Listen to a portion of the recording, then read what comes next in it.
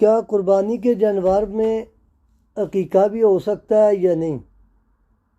قربانی کے جانور دو طرح کے ہوتے ہیں، ایک ہے خالی بکرا دمبا، اس میں تو ایک ہی حصہ ہوتا ہے۔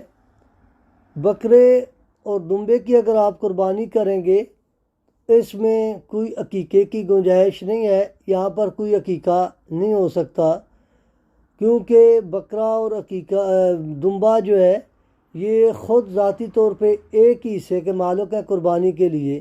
ہاں اگر آپ نے گائے کی قربانی کی ہے تو اس میں 7 حصے ہوتے ہیں، آپ مثلاً ایک حصہ قربانی کا اور ایک حصہ اگر آپ عقیقے کا کرنا چاہیں تو آپ یہ کر سکتے ہیں، یہ جائز ہے۔